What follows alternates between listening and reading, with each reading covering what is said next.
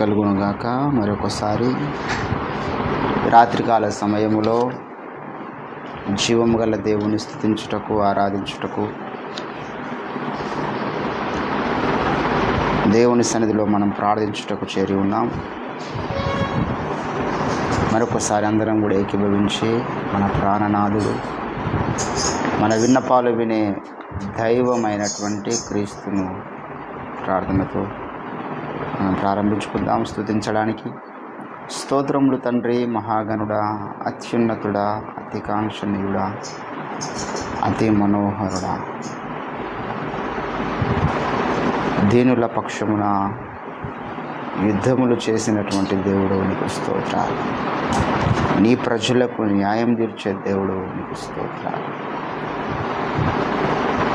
ఎర్ర సముద్రమును 2 పాయలుగా చీల్చిన నీ ప్రజల కొరకు దైవమా, మరొకసారి మీ రక్తము చేత కడగబడి విమోచింపబడినటువంటి మా పక్షమున కూడా మీరే యుద్ధము చేసే దేవుడవై ఉన్నావు. నీకు స్తోత్రాలు.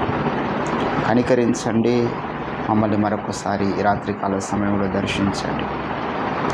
మాలో ఉన్నటువంటి సకల బలహీనతల్ని కొట్టివేయండి తండ్రి. మీ ఆత్మచేత మమ్మల్ని అభిషేకించండి అయ్యా. ఏ రీతిగా మేము ఆత్మీయ జీవితంలో ముందుకు సాగాలనో మాకు నేర్పించండి. పరిశుద్ధుడా, నీకు స్తోత్రాలు చెల్లించుకుంటూ మరొకసారి ముందున్న కార్యక్రమాన్ని మీ చేతికెత్తి పడుతూ మీ చిత్తానుసారముగా నడిపించండి. యేసు నామమున ప్రార్థిస్తున్నాం తండ్రి, ఆమేన్. ఆమేన్. దేవునికి స్తోత్రం.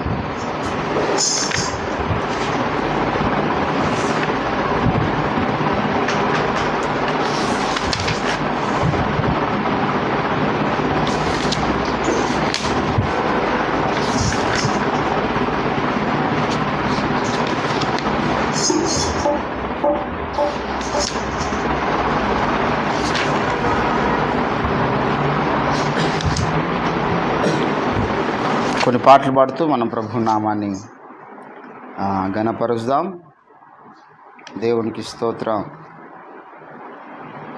ఎవరికి ఎవరు ఈ లోకములో, చివరికి యేసే పరలోకములోని పాట పాడదాం. ఎవరికి ఎవరు ఈ లోకములో, చివరికి యేసే పరలోకములో. ఎవరికి ఎవరు ఈ లోకములో, చివరికి యేసే పరలోకములో. ఎవరికి ఎవరు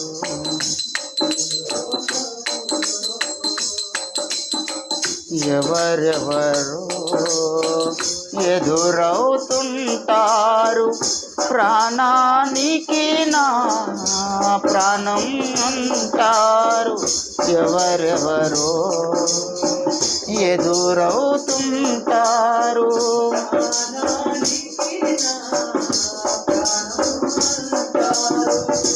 కష్టాలలో వారు కదలిపోతారు. కష్టాలలో వారు కదలిపోతారు. కరుణ గల యేసు నీతో ఉంటాడు. కరుణ గల యేసు నీతో ఉంటాడు. ఎవరికి ఎవరు ఈ లోకములో, చివరికి పరలోకములో. ఎవరికి ఈ లోకము ధనము నీకుంటే అందరూ వస్తారు. దరిద్రుడవైతే దరికెవ్వరు రారు. ధనము నీకుంటే అందరూ వస్తారు. దరిద్రుడవైతే దరికెవ్వరు. ఎవరిని నమ్మినా ఫలితము లేదురా. ఎవరిని నమ్మినా ఫలితము లేదురా. యేసుని నమ్మితే మోక్షందిరా. యేసుని నమ్మితే మోక్షం. ఎవరికి ఎవరు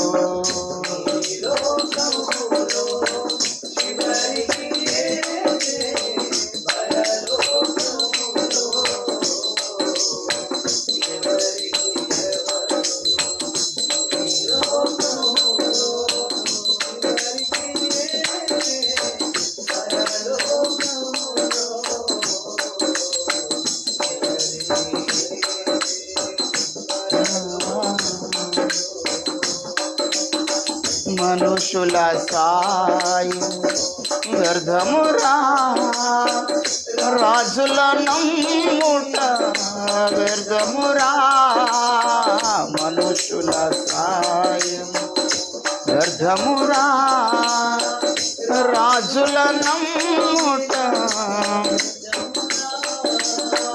యెహోవాను ఆశ్రయించుట. యెహోవాను ఎంత మేలు, ఎంతో మేలు, ఎంత మేలు.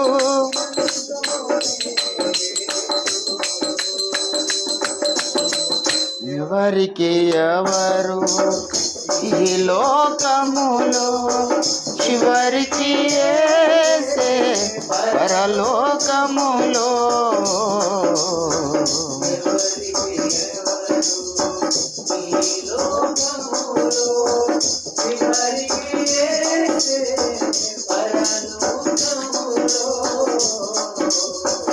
చివరికి యేసే పరలోకములో.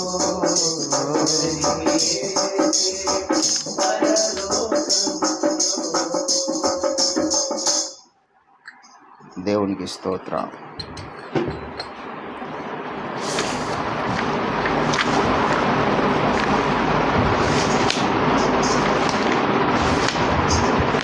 ఇది ఉందా? నీతిమంతులు తమాల వృక్షం ఉందండి దగ్గర.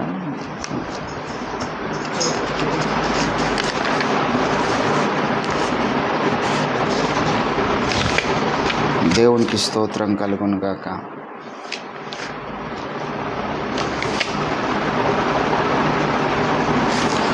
భారము నీదే నా యేసయ్యా, నా జీవము నీవే జీవేశ్వరా.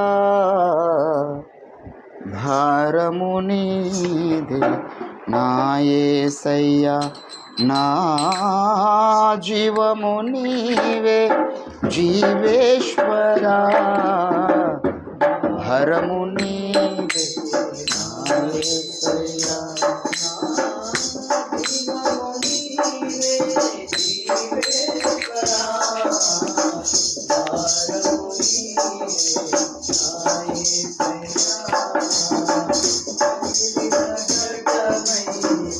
ఒలికిన జలమై వడియగు సుడిలో చిక్కిన నావయై పగిలిన ఘటమై.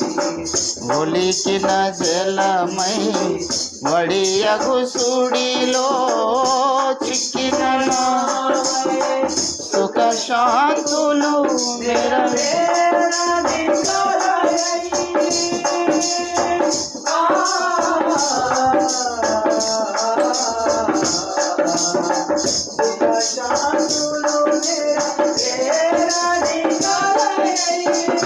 భగ్నుడనగు నన్ను తీరము చేర్చెడి. భగ్నుడనగు నన్ను తీరము చేర్చెడి.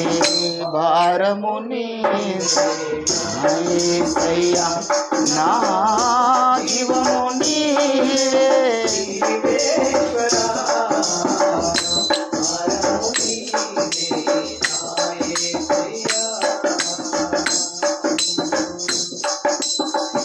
మూల పితరుని పాప ఫలితమై దోష ఫలంబున బ్రతుకు శిథిలమై మూలకి కరుణి పాప ఫలితమై దోష ఫలంబున బ్రతుకు శిథిలమై పావన జీవన మెండమావి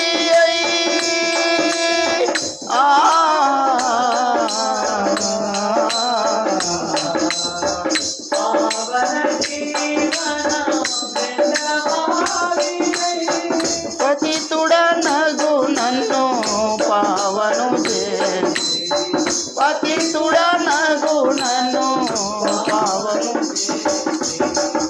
భారము నీవే నా యేసయ్యా నా జీవము నీవే నీవే భారము నీవే నా యేసయ్యా భలమగులలో భీకర శరముల్ కరకు గనాపై విసురగారి పూలు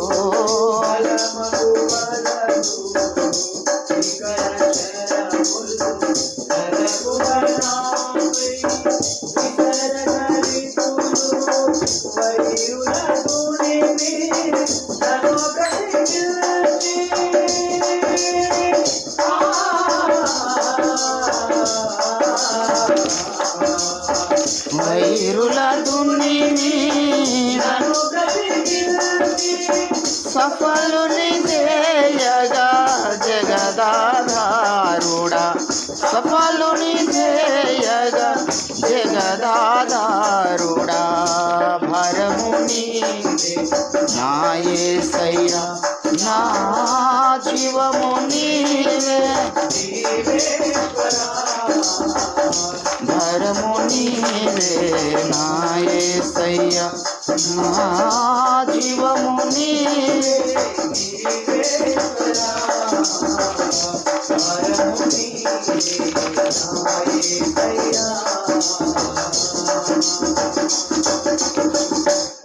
దేవుని నామానికి మహిమ కలుగును గాక.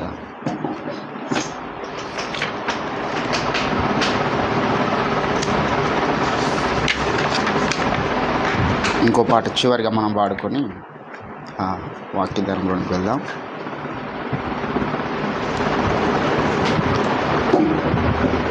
ఎవరును లేరు నన్ను గావగలరు, ఎవరును లేరు నన్ను గావగను, ఎవరును రారు బ్రతిమాలినను, నీవు సహామౌనము దాల్చినచో, నీవు సహామౌనము దాల్చినచో, అవనిని నాకిక శరణెవ్వరయ్యా ప్రియ నజరేయా, అవనిని నాకిక శరణెవ్వరయ్యా ప్రియ నజరేయా, ఎవరును లేరు నన్ను గావగను.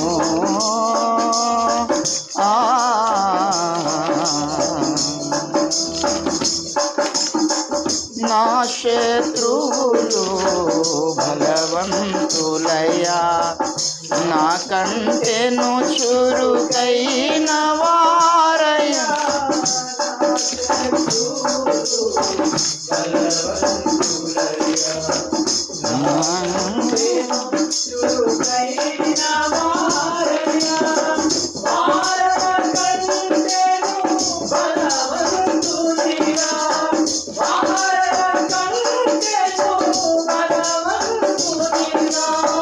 గగనము చీల్చుకొని వేగమే రమ్ము విజయము నిమ్ము, గగనము చీల్చుకొని వేగమే రమ్ము,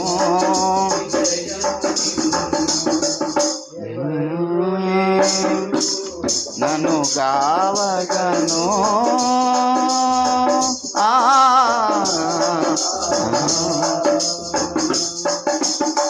సకల జగములకాధారము నీవు, శక్తులన్నిటికీ రాజువు నీవు, సకల జగములకాధారము నీవు, శక్తులన్నిటికీ రాజువు నీవు, నన్నుగా చూడని వాసను చేసిన, నన్నుగా చూడని వాసను చేసిన, నిన్ను ఎవరాకిరి మృత్యుంజయుడా, శత్రుంజయుడా, నిన్ను ఎవరాకిరి మృత్యుంజయుడా, శత్రుంజయుడా, ఎవరును లేరు నన్ను కావగను,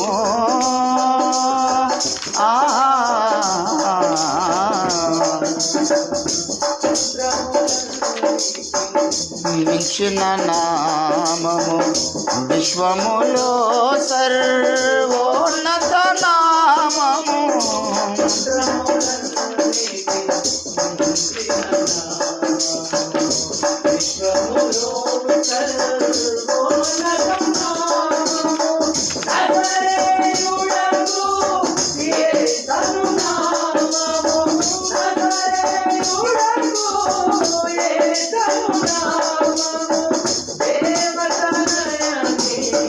సుస్థిర నామము నాకు సహాయము, దేవతనయని సుస్థిర నామము నాకు సహాయము, ఎవరును లేరు నన్ను గావగను, ఎవరును రారు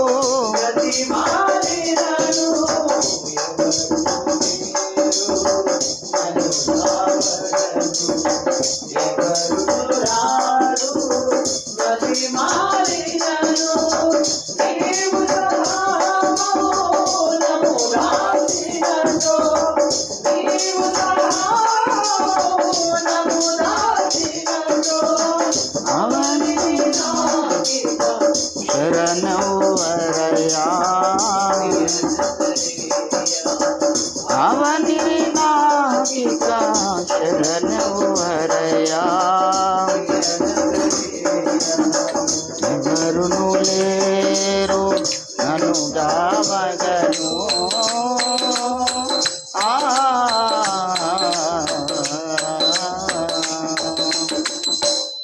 దేవుని పరిశుద్ధ నామానికి మహిమ కలుగునుగాక. దేవుని వాక్య ధ్యానంలోనికి వెళ్దాం.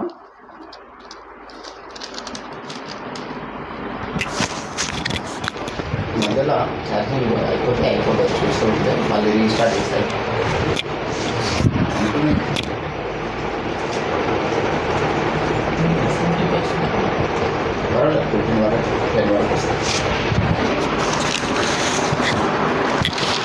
హోషేయ ప్రవచన గ్రంథము 12వ అధ్యాయము 3వ వచనం.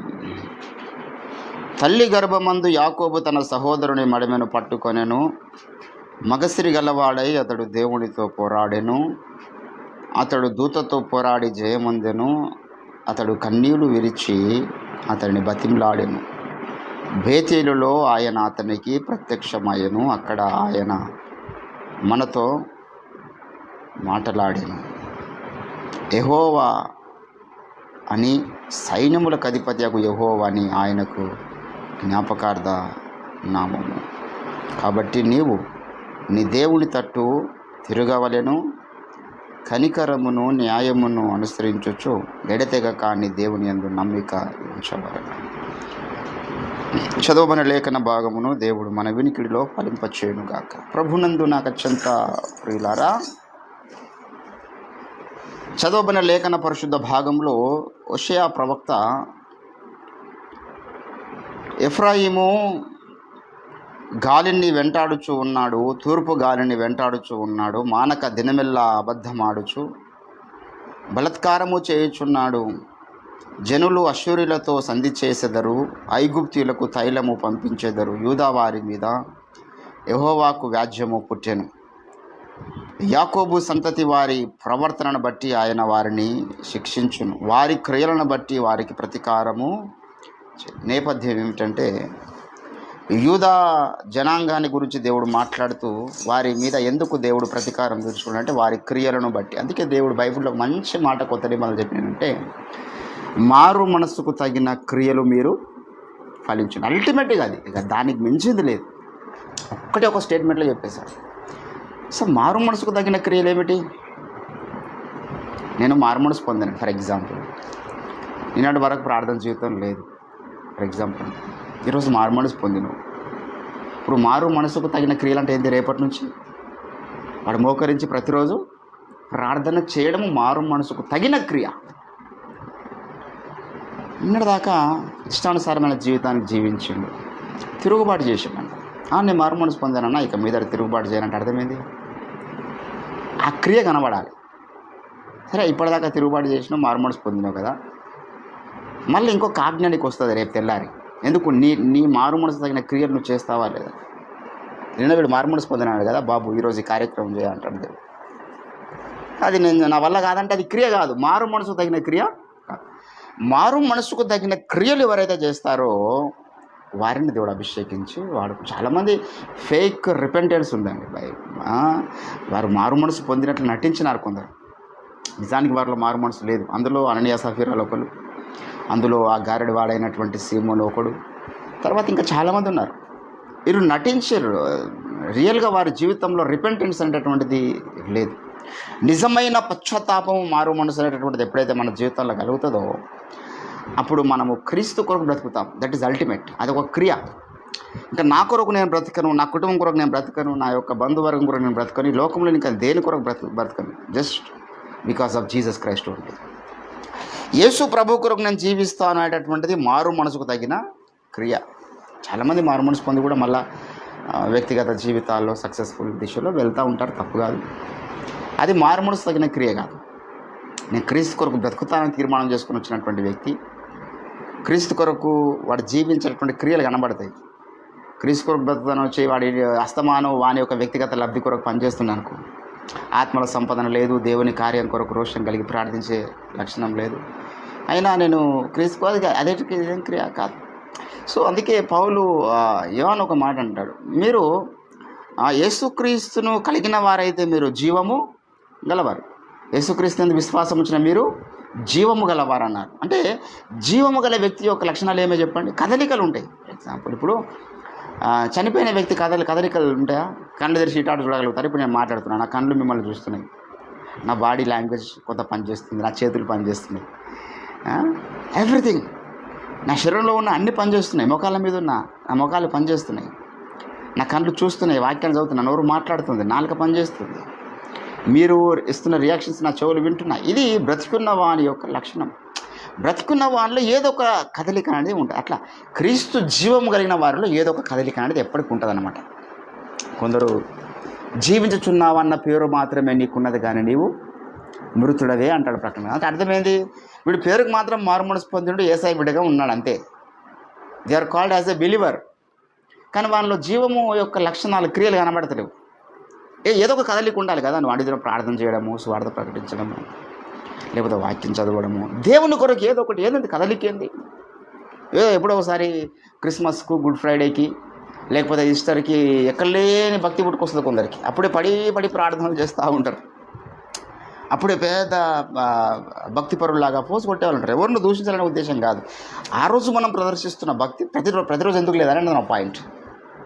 ఆ రోజు వాడు కలిగి ఉన్నటువంటి దేవుని అందరి విశ్వాసము అనుదినం ఎందుకు లేదు? సో చాలామంది యొక్క భక్తి అనేటటువంటిది వేషధారణతో కూడుకున్నటువంటి భక్తి ఉన్నది. వేషధారణ అంటే అర్థమైంది, అప్పుడు మనం వేషం వేస్తాడు, తర్వాత అయిన తర్వాత మళ్ళీ వాడి లైఫ్ వేరే ఉంటుంది. వేషధారణ అంటే అది. ఇప్పుడు సినిమాలో ఎన్టీ రామారావు గారు మరి శ్రీకృష్ణుని వేషం వేసిండు, అంతవరకే. తర్వాత పోయిన తర్వాత మళ్ళీ మామూలు మనిషి ఆయన. వేషధారులు అంటారు, అంటే వేషాన్ని ధరించేటటువంటి వ్యక్తి. అట్లా కొంతమంది భక్తిని వేషంగా ధరిస్తూ ఉన్నారు. పేరుకు మాత్రం క్రైస్తవులుగా ఉంటున్నారు, కానీ కదలికలు లేని క్రైస్తవులు ఉన్నారు, చలనము లేనటువంటి క్రైస్తవులు ఉన్నారు. కారణం ఏంటంటే మారు మనసుకు తగిన క్రియలు ఫలించాలనేటటువంటి ఒక గురి లేదు. మారు మనసు పొందారు కానీ క్రియల దగ్గరికి వెళ్ళేసరికి సిన్ డేంజర్ ఉంటుంది. సో క్రియలు లేని విశ్వాసం మృతం కదా. ఎవ్రీథింగ్ షుడ్ బి ప్రాక్టీస్ అనే ఆ లైన్లో మనం వెళ్ళినప్పుడు చాలా కష్టమవుతుంది. ఇప్పుడు మనసులో మనం అండి, for example we have a wonderful desire to do pray every day. నాకు రోజు 4 గంటలు మోకాళ్ళ మీద ప్రార్థన చేయాలనేది ఒక డిజైర్ వచ్చింది మనసులోనికి, ఒక తలంపు వచ్చింది, ఒక తీర్మానం వచ్చింది. ఇప్పుడు తీర్మానం కలిగి ఉండడం అనేటువంటి గొప్ప సంగతి, తీర్మానం రావడం గొప్ప సంగతి, నేను తీర్మానం కలిగి ఉన్నానని చెప్పడం గొప్ప సంగతి, ఏది గొప్ప సంగతి కాదు, నువ్వు పాటించడం గొప్ప సంగతి. ఇది ప్రాక్టికల్ లైఫ్. క్రియల్లో ఉండాలి మనది ఏదైనా. చాలామంది దేవుని బిడ్డలారా క్రియలు లేనటువంటి మనుషులు నాకు విచిత్రం అనిపిస్తుంది. నాకు ఎవడన్నా వాడు తిరుగుబాటుదారుడు అయి ఉండి ప్రార్థన జీవితం లేడు ఉంటే నాకు వచ్చి ప్రేజరాడు చెప్తూ నాకు మనకు చెప్పొద్దు కాదు, యథార్థంగా నేను చెప్తాను. అక్కడ వేషధారణ కనబడిపోతుంది ఈజీగా. వాని మాటల్లో వేషధారణ కనబడుతుంది, వాని కవలికల్లో వేషధారణ కనబడుతుంది, వాని ప్రజెంటేషన్లో వేషధారణ కనబడుతుంది. సో నిజంగా వాడి ప్రార్థన జీవితం కలిగి ఉన్నటువంటి వ్యక్తి జీవితంలో కనిపించే ఆ సున్నతి, ఆ దీనత్వము, ఆ తగ్గింపు, అది వేరు. అది ఈ లోకంలో దొరికేది, అది దేవుడే అనుగ్రహించినటువంటి. అయితే దేవుని బిడ్డలారు ఇక్కడ వీరు మారు మనసుకు తగిన క్రియలు లేవు జనాంగంలో. దేవుడు ఆ సందర్భాన్ని గుర్తు చేస్తూ అంటున్నాడు, యాకోబును మీరు జ్ఞాపకం చేసుకోనండి. యాకోబు మగసిరి గలవాడై దేవునితో పోరాడాను. ఇప్పుడు దేవునితో పోరాటం ఎందుకు చేయాలి క్రైస్తవుడు? What purpose do we fight for God? దేవునితో పోరాటం మీద మన పోరాటం సాతాన శక్తులతో ఉండాలి కదా. మనం పోరాడున్నది అంధకార సంబంధము లోకనాథులతో అంటాడు పౌలు. ఏంటంటే పోరాటములు చాలా ఉన్నాయి. ఒక్కొక్క పోరాటం ఒక్కొక్క రకమైనటువంటి ఆయుధాలు అవసరం, అది మనం గుర్తు చేసుకోవాలి. సాతానుతో పోరాడుతున్నప్పుడు మనం ఉపయోగించాల్సినటువంటి ఆయుధాలు వేరు. ఏంటంటే తర్వాత సిద్ధాంతపరమైనటువంటి అంశాల గురించి కూడా పోరాడమని చెప్తాడు. ఫిలిప్పీలకు రాసినటువంటి పత్రికలో పౌలు ఒక సంగతిని జ్ఞాపకం చేస్తారు. మీరు పోరాడాలని మిమ్మల్ని నేను ఆదేశిస్తూ ఉన్నాను. ఫిలిప్పీలకు రాసినటువంటి పత్రిక 1వ అధ్యాయము 27వ వచనంలో, నేను వచ్చి మిమ్మల్ని చూచినను రాకపోయినను మీరు ఏ విషయములోనూ ఎదిరించు వారికి బెదరక అందరూ ఒక్క భావముతో సువార్త విశ్వాస పక్షమున ఇప్పుడు ఈ పోరాటానికి ఏం కావాలి చెప్పండి? సువార్త విశ్వాస పక్షమున పోరాడానికి మనకు భౌతిక సంబంధమైన ఆయుధాలు కాదు. సువార్త విశ్వాస పక్షమున పోరాడానికి మనకు కావాల్సింది ఉపవాసాలు కాదు. సువార్త విశ్వాస పక్షమున పోరాడానికి మనకు సిద్ధాంతం కావాలి, వాక్య సారాంశము కావాలి, సత్య సారాంశము కావాలి. ఏంటండి సువార్త పక్షమున మీరు ఏం చేయండి? పోరాడండి. ఏంటండి 1వ అధ్యాయములోనే 7వ వచనంలో అంటాడు, నా బంధకముల యందును ఏంటండి నేను స్వార్థ పక్షమున వాదించుట యందును మీరందరూ ఈ కృపలో నాతో కూడా. ఇప్పుడు వాదించుట అనేటటువంటి ఒక ఆయుధం ఉన్నది క్రైస్తవునికి.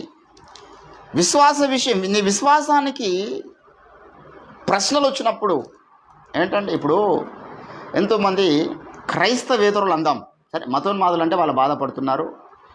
మతోన్మాదులు అనే పదాన్ని ఉపయోగిస్తే వారు క్రైస్తవుల మీద ద్వేషాన్ని పెంచుకుంటున్నారు. కొంత దాన్ని మాడిఫై చేద్దాం. అయ్యగారు కొంతమంది అడిగారండి, డైరెక్ట్ వచ్చి మీరు యేసుప్రభు నమ్మకపోతే నరకంలో పడతారు గ్యారంటీ అని చెప్పడము మాకు చాలా హట్టింగ్గా ఉందండి అంటే, అయ్యగారు దాన్ని కొంత మాడిఫై చేశాడు. ఏమని మాడిఫై చేశారంటే, మీరు యేసుప్రభు నమ్మకపోతే నరకంలో పడతారు అంటే మీరు బాధపడుతున్నారు కదా, అయితే యేసుప్రభు నమ్ముకోనండి, నరకం తప్పించుకోనండి. యేసుప్రభు నమ్ముకోండి, నరకము తప్పించబడుతుంది, నమ్మకపోతే మీ ఇష్టం. కాబట్టి కొన్ని పదాలు కూడా క్రైస్తవేతరులకు హట్టింగ్గా ఉన్నాయి. అందులో ఒకటి ఈ మతోన్మాదమైనటువంటి పదం. సో క్రైస్తవేతరులు అడిగినటువంటి ప్రశ్నలు ఏంటంటే, మీరు యేసుప్రభుని ఎందుకు నమ్ముకున్నారండి? 3 మేకులు పీక్కొని లేని వాడు, లేకపోతే ఆ శవాన్ని ఆరాధిస్తున్నారు అని యేసుప్రభువును కూడా చాలా రకాలుగా మాట్లాడుతున్నారు, నీచంగా మాట్లాడుతున్నారు. అప్పుడు నువ్వేం చేయాలంటే, నీలో ఉన్న విశ్వాసానికి వారి నిరీక్షణకు ఆధారం ఏమిటని అడిగినప్పుడు వారికి నువ్వేం చెప్పాలి? క్రీస్తుని ఎందుకు నమ్ముకున్నానో చెప్పడానికి మనం ఉపయోగించాల్సిన ఆయుధాలు ఏమి? లేఖనాలు ఉపయోగించాలి. సరే, నేను యేసుప్రభుని ఎందుకు నమ్ముకున్నానో తర్వాత చెప్తాను. అసలు ముందుగా దేవుడు అంటే ఎవరు ఇది తేలుదాం. నేను యేసుప్రభుని నమ్మిన తర్వాత మాట్లాడతాను బ్రదర్. ఇప్పుడు యేసుప్రభు దేవుడు నేను నమ్ముతున్నా కదా, నువ్వు యేసుప్రభు దేవుడు కాదంటున్నావు కదా, అసలు దేవుడు అంటే ఎవరు? This is the main concept. How do we approach God? What are the qualities is there? దేవునికి ఉండాల్సిన లక్షణాలు ఎటువంటి వారిని దేవుడు అంటున్నాం ఏంటండి? అంటే దేవునికి కొన్ని లక్షణాలు ఉన్నాయి. దేవుడు సర్వశక్తిమంతుడు, దేవుడు సర్వాంతర్యామి, omni present, omni potence, omni sense. ఇవే కదా లక్షణాలు. అన్ని మతాలు ఒప్పుకుంటున్నాయి కదా, దేవుడు అంటే సర్వశక్తిమంతుడు, దేవుడు అంటే సర్వవ్యాపి, దేవుడు అంటే అన్ని చేయగలిగిన వాడు, దేవుడు అంటే మనకు ఆహారం వంటి వాడు. వేదములలో 39 బిరుదనామ దేహాలు ఉన్నాయి దేవునికి. దేవుడు అంటే ఇది ఒకటని చెప్పలేం. అన్నం వై ప్రజాపతి అన్నారు. అంటే అన్నం ఒకటే దేవుడు కాదు, అదొక లక్షణం. దేవుడు మనకు అన్నంలాగా ఉంటాడు, మనకు ఆహారమై వస్తాడు అని ఒక లక్షణం. తర్వాత యజ్ఞం వై ప్రజాపతి, సంవత్సరం వై ప్రజాపతి, కాలం వై ప్రజాపతి, హిరణ్య గర్భాహ ప్రజాపతి, వీర్యం వై ప్రజాపతి అని చెప్పారు. మరి ఇవన్నీ బిరుదులే, బిరుదు నామదేహాలు. సో ఇవన్నీ క్యుములేటివ్ ఎఫెక్ట్గా మనం చూస్తే ఏ వ్యక్తిలో కనబడుతున్నాయి. అన్నం వై ప్రజాపతి అని దేవునికి ఉన్నటువంటి నామదేహం ఉన్నది కదా. మరి యేసుప్రభు వచ్చి భూమి మీద ఒక మాట అన్నాడు, నేను అన్నమును అన్నాడు, ఆయన జీవాహారమును నేను అన్నాడు. ఇటువంటి మాట ప్రపంచ చరిత్రలో ఎవరైనా అన్నారా? ఆ వ్యక్తిని చూపించాడు. యజ్ఞం వై ప్రజాపతి అన్నాడు. యేసుప్రభు వచ్చి భూమి మీద యజ్ఞం అయినట్టుగా చరిత్రల ఆధారాలు ఉన్నాయి. సో ఇప్పుడు ఫస్ట్ దేవుడు అనేటటువంటి కాన్సెప్ట్ తేలాలి. మన విశ్వాసానికి ఏదైనా పోరాటం వచ్చినప్పుడు ఏంటండి, మనం అక్కడ పోరాడవలసినటువంటి కోణం వేరు. యేసుప్రభుని ఎందుకు నమ్ముకున్నాం అన్నప్పుడు ఒక రకమైనటువంటి పోరాటం ఉన్నది. దయ్యపు శక్తులు మన దగ్గరకు వచ్చినప్పుడు ఒక రకమైన పోరాటం ఉన్నది. దయ్యపు శక్తులు మన దగ్గరకు వచ్చినప్పుడు మన లేఖనాలు మాట్లాడొద్దు, లేఖనాలు ఎత్తి వాదిస్తా తర్కిస్తా అంటే పనిచేయదు అక్కడ. సో క్రైస్తవేతరులు వచ్చి మనకు యేసుప్రభుని ఎందుకు నమ్ముకున్నాం అన్నప్పుడు చెప్పినప్పుడు జరిగేటటువంటి తర్కము, వాదము, లాజికల్ ఇష్యూలు వేరు. అట్ ది సేమ్ టైం యేసుప్రభుని నమ్ముకున్న తర్వాత మేము ఈ బోధలు ఎందుకున్నాం, ఈ సిద్ధాంతంలో ఎందుకున్నాం, ఈ డినామినేషన్లో మేము ఎందుకున్నాం, ఈ యొక్క చక్రం కింద మేము ఎందుకున్నాం అని చెప్పినప్పుడు మళ్ళీ వేరే తార్కికమైనటువంటి ఆధారాలు మనము మాట్లాడాలి. అప్పుడు మళ్ళీ దేవుడు అంటే ఎవరు అనేటువంటి కాన్సెప్ట్కి సంబంధించిన ఆ పోరాటంకు ఉపయోగించిన ఆయుధాలు పనిచేయి, వేరే ఆయుధాలు సేకరించుకోవాలి. సిద్ధాంతపరమైన అంశాలను ఏ రీతిగా మనం స్థాపించాలి, ఏ రీతిగా నిర్వచించి నిరూపించాలి అన్నప్పుడు ఇంకో రకమైన పోరాటము చేయాల్సి వస్తుంది. సో సాతాను శక్తులు వచ్చినప్పుడు అన్నాడు, మీరు కూడా కొన్ని ఆయుధాలు ధరించుకోనండి, విశ్వాసం అనే డాలు, ఇవన్నీ చెప్పాడు. అయితే దేవుని బిడ్డలారా ఇట్లా అనేక రకాల పోరాటములు ఉన్నవి. తర్వాత వ్యక్తిగత పోరాటాలు కూడా నేను అంటాడు. యాకోబు రాసినటువంటి పత్రికలో ఏమన్నాడు, మీలో పోరాటములు దేనిని బట్టి కలుగుచూ ఉన్నవి, మీ భోగేచ్ఛలను బట్టియే కదా అన్నాడు. ఇదేం పోరాటము ఏంటండి? 4వ అధ్యాయం 1వ వచనంలో మీలో యుద్ధములను పోరాటములను దేని నుండి కలుగుచున్నవి, మీ అవయవములో పోరాడు మీ భోగేచ్ఛల నుండియే కదా.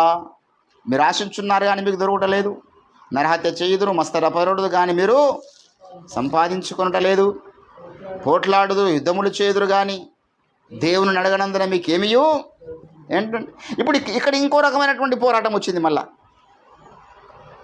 ఒకరికొకరికి సహోదరుల మధ్య పోరాటాలు జరుగుతున్నాయి.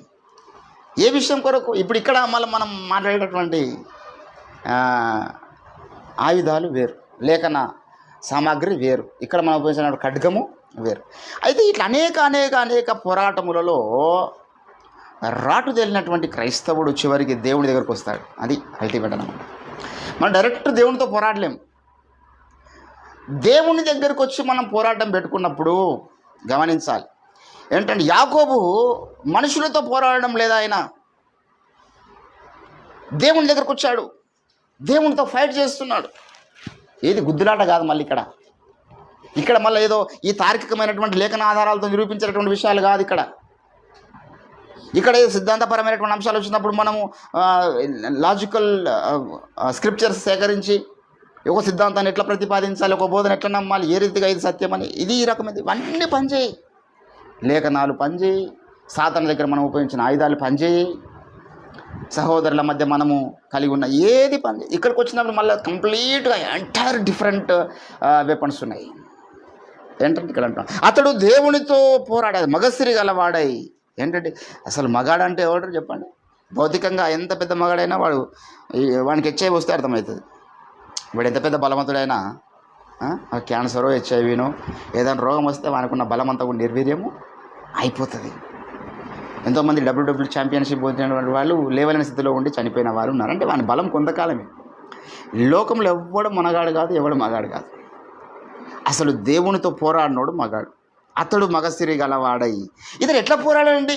ఏ ఆయుధం ఉపయోగించాడు దేవుని దగ్గర అంటే మొదట ఆయన ఉపయోగించిన ఆయుధం గురించి మాట్లాడుతున్నాడు. అతడు కన్నీరు విడుచుచు. హల్లెలూయా. దేవుని దగ్గరికి వచ్చినప్పుడు మన ఆయుధాలు ఇవి. దేవునితో పోరాటం చేయాలనుకున్నప్పుడు దేవుడు నీకు ఎంత లేఖన పరిజ్ఞానం ఉండదని దానికి బెండుగాడు. నువ్వెంత తరికిస్తావు, వాదిస్తావు, ఎంత ప్రార్థిస్తావు అనే దానికి బెండుగాడు, ఎంత స్తుతిస్తావు అనే దానికి బెండుగాడు. ఇక్కడ దేవుని దగ్గరికి వచ్చినప్పుడు ఆయన కదిలించబడేటటువంటి ఆ దేవునితో జరిగేటటువంటి పోరాటంలో భక్తుడు ఉపయోగించాల్సినటువంటి ఆయుధం, దేవుడు మన యొక్క ప్రార్థనకు స్పందించాలంటే, దేవుడు మన ఇష్యూకు స్పందించాలంటే, దేవుడు మన జీవితంలో కలిగి ఉన్నటువంటి ఆశయాలకు స్పందించాలంటే ఇక్కడ మనము కన్నీరు అనేటటువంటి ఆయుధాన్ని ఉపయోగించాలి. అతడు కన్నీరు విడిచి అతన్ని రెండవది బతిమిలాడుట. కన్నీరు విడుస్తున్నాడు, బతిమిలాడుతున్నాడు బేతేలులో. ఏంటంటే ఎవరైనా మన దగ్గరకు వచ్చి వారు బాధ చెప్పుకుంటా కన్నీరు పెట్టిందనుకో, మనిషిగా మనం ఎంత వాడు కరడు కట్టిన వాడైనా, ఎవరికి స్పందించిన వాడైనా ఆ బతిమిలాడే లక్షణము, ఏడుస్తూ మాట్లాడే లక్షణాన్ని బట్టి వాడు కనికరించబడతాడు. ఇదే ఇష్యూని మనం కొత్త నిబంధనలు మళ్ళీ చూస్తాం. ఒక స్త్రీ వచ్చి యేసు దగ్గరికి, అన్యాయస్తులైన న్యాయాధిపతి దగ్గర వచ్చి మాటికి ఆయనను బతిమిలాడుతుందంట న్యాయం చేయమని. ఏంటంటే 2 లక్షణాలు ఉండాలి. అందుకొరకే ప్రార్థన జీవితకాలం కొంతమందికి పడుతుంది. ఇప్పుడు మనం ఏ అంశం కొరకండి, ఈరోజు 138 రోజులు అయింది. ఈరోజుకి ఎన్ని రోజులు ఎందుకు ప్రార్థన చేయాలి? ఒక రోజు ప్రార్థన చేస్తే దేవుడు స్పందించడా? 2 రోజులు ప్రార్థన చేస్తే దేవుడు స్పందించడా? ఒక నెల చేస్తే స్పందించడా? బతిమిలాడుదాం ఉందాం దేవుని దగ్గర. కొన్ని సంవత్సరాలు నడవండి. చరిత్ర జీవితకాలం అంతా బ్రతిమిలాడిన దేవుడు స్పందించకపోయినా పర్వాలేదు, అదొక సాక్ష్యం. అరే భూమి మీద ఒకడు జీవితకాలం అంతా ప్రార్థన చేసిండు, వాని స్పెషాలిటీ ఏంటంటే వాడు ఎన్నో అడిగాడు, నేను ఒక్కడు కూడా వానికి ఇలే, అయినా వాడు అడుగుతూనే ఉన్నాడు. అదొక చరిత్ర. అటువంటి వారికి కూడా రేపు పరలోక రాజ్యంలో బహుమానం ఉంటుంది. అడిగి పొందుకున్న వారికి బహుమానం ఉంటుంది దేవుని దగ్గర. పొందుకున్న దేవుని కూడా గొప్ప కార్యాలు జరిగించిన వారికి బహుమానం ఉంటుంది. కొంతమందికి ఎంత అడిగినా దేవుని దగ్గర నుంచి రెస్పాన్స్ రాదు, అయినా వాళ్ళు ప్రార్థన మానరు. అటువంటి స్పెషల్ టీం ఒకటి ఉంటుంది. ఎందుకు దేవుడు అడిగినా ఇవ్వలేడో కూడా అడిగి వెనక చెప్తాడు. వీళ్ళు ప్రత్యేకమైన జోన్లో ఉంటారు. వీరి విశ్వాసం వేరు. దేవుని బిడ్డలారా, అయితే మనము దేవుని దగ్గరకు వచ్చినప్పుడు మనం పోరాటం చేయాల్సినటువంటి విషయాలు గమనించాలి. అనేకులు అంటాడు, అందుకే ఫిలిప్పీయులకు రాసిన పత్రికలో సిలువకు శత్రువులుగా పోరాడుచున్నారు అంటే అర్థమైంది. దేవుని దగ్గరకు వచ్చి కన్నీరు లేదు, దేవుని దగ్గరకు వచ్చి వినయ మనస్సు లేదు, దేవుని దగ్గరకు వచ్చి నమ్మకత్వము లేదు. ఏంటండి కింద కొన్ని లక్షణాలు చెప్తారు. కాబట్టి మీరు దేవుని తట్టు తిరగవలెను. ఏంటి 6వ వచనంలో, కాబట్టి నీవు నీ దేవుని తట్టు తిరగవలెను కనికరమును. ఏంటంటే కనికరమును న్యాయమును అనుసరించుచు ఎడతెగక. ఇవి ఆయుధాలు క్రైస్తవునికి దేవుని దగ్గరకు వచ్చినప్పుడు. ఎడతెగకుండా దేవుని దగ్గర అడిగే లక్షణం ఉండాలి, వాళ్ళ జీవితంలో న్యాయం ఉండాలి, కనికరం ఉండాలి, మన జీవితంలో కన్నీళ్ళు ఉండాలి. ఈరోజు దేవుని బిడ్డలారా, నీవు నేను మన పోరాటం దేవునితో చేస్తున్నాం, మనుషులతో మన పోరాటం కాదు. క్రైస్తవునికి ఎవ్వరు శత్రువు లేదు. మన గురువు గారు ఎప్పుడో చెప్పాడు, ఏ శరీరం కూడా మనకు శత్రువు కాదు. మేము పోరాడుచున్నది శరీరులతో కానే కాదు. క్రైస్తవులైనా క్రైస్తవేతరులైనా ఎవరైనా మాకు ఏదైనా ఇష్యూ వచ్చిందనుకో, దేవుని సంఘం ప్రార్థన చేస్తామని. ఉగ్రత తీర్చుటైనా పగ తీర్చుటైనా దేవుని పని. మనము కత్తి పట్టుకుని పోయి ఎవరికి పొడిచేది ఉండదు, ఎవరిని చంపేది ఉండదు. అది క్రైస్తవుని పని కాదు. అంత ధైర్యం కూడా మనకు లేదు. అటువంటి కార్యక్రమాలకు మనం పూనుకోము. ఏ క్రైస్తవుడు పూనుకోడు. కానీ ఏదైనా క్రైస్తవులకు అన్యాయం జరిగినప్పుడు, ఏదైనా క్రైస్తవులకు దుఃఖం కలిగినప్పుడు వీరు కనుక దేవుని స్థానంలో వెళ్ళి కన్నీరు విడుచుట దేవుడు చూసిందంటే భూలోకం తలక్రిందులు అయిపోతుంది, భూమి కంపిస్తుంది. దేవుని సన్నిధానంలో మనం గార్చే ఆ కన్నీరుకు అంత విలువ, పరలోకం స్పందిస్తుంది అన్నమాట. దేవుని బిడ్డలారా, ఈరోజు నీవు నేను మన పోరాటం దేవునితో, ఈ ప్రార్థన పోరాటం దేవుని దగ్గర. దేవా నువ్వు దిగిరా, మా జీవితంలో నీ కార్యాలు చూడగోరుచున్నాం, నీ అభిషేకాన్ని మేము చూడగోరుతున్నాం, నీ ద్వారా లోకంలో నశించిపోతున్న ఆత్మల్ని మేము చూడగోరుచున్నాం. మాకేం చేతనవుతుంది? మనం ఎవరు హృదయాలు మారుస్తామండి? ఎవరి తలంపులు మారుస్తాం? ఏ తండ్రి తన కొడుకు తలంపుల్ని మార్చలేడు, తన కూతురి ఇష్టాలని మార్చలేడు. ఏ తండ్రి అయినా కూతురు ఇంకొని ప్రేమించి వెళ్ళిపోతానంటే ఎంత చెప్పినా తండ్రి మాట వినరు, తల్లి మాట మన సొంత కడుపున పుట్టినటువంటి పిల్లల మనస్సునే మనం మార్చలేం, వారి హృదయాలనే మనం మార్చలేం, వారి ఇష్టాలనే మనం కాదనలేం, వాళ్ళకి వాళ్ళు ఫిక్స్ అయిపోతే మరి ఎవరు మనసులో ఎట్లా మారుస్తాం మనం? దేవునికి సాధ్యం. కాబట్టి దేవుని వల్ల మనం ప్రార్థన చేస్తున్నాం, ప్రభువా నీవు దిగిరా, నీతో మా పోరాటం ఇది మానక జరిగే పోరాటం. మనం యేసయ్య పాదాలు పట్టుకొని గోజాడుచున్నాం, భూమి మీద నీ కార్యం జరగాలి ప్రభువా.